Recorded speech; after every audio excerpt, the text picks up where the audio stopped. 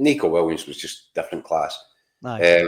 Tavernier switches off for his goal. He accepted that in the aftermatch interview, pitch side. Do you know the only thing about that, Luke? I actually thought Tavernier played really well up to that. Over 2 legs, and I know that he started tonight in the kind of right of the 3, so he wasn't directly up against Nico Williams, but when he was right back in a 4, he did fine against him tonight. He did excellent against him in the first game. So over, 2 legs, 290 minutes, he's made one mistake, but it's a really costly one.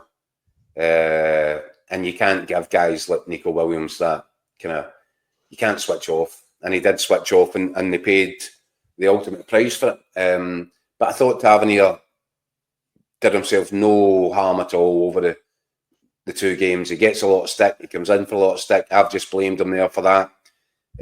Second goal tonight, and he's blamed himself for it. But yeah, that's what happens.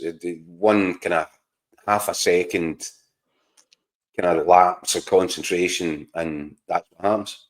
I mean, Alistair here says Tavernier's a loser. He should have been chased years ago. I just think, look, see, I said this before, I think after the Fenerbahce game.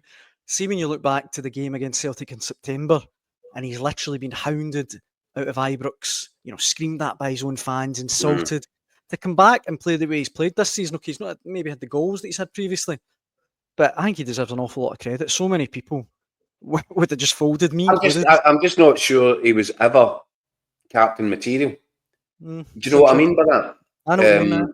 I think circumstances led to him taking that armband on. If I'm not very much mistaken, it was when Kenny Miller and Lee Wallace were both internally suspended by the club. I think you're right. I'm not sure that Tavernier even sees himself, and not now, but back then, I'm not sure he would have seen himself as an automatic choice to become a captain. I think it kind of happened by accident through circumstance.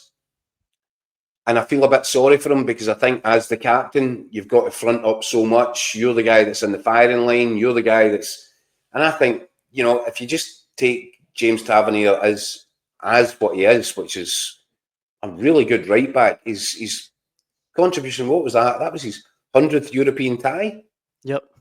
For Rangers tonight. I mean, that's incredible numbers.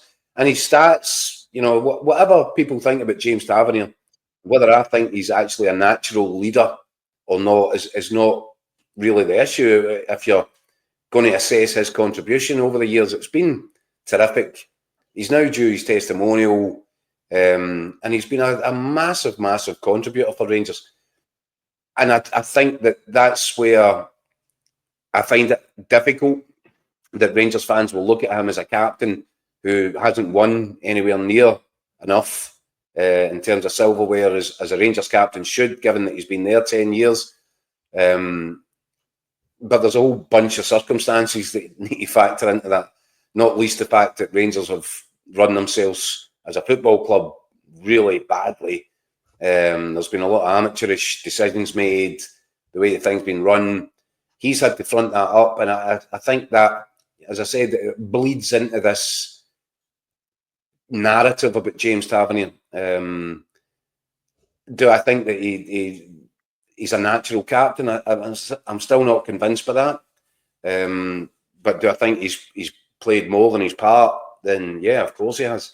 I think he's one of the most harshly treated players, certainly for Rangers or Celtic I can remember. Just think for everything he's contributed, the stick he gets is just mad. That's my personal opinion.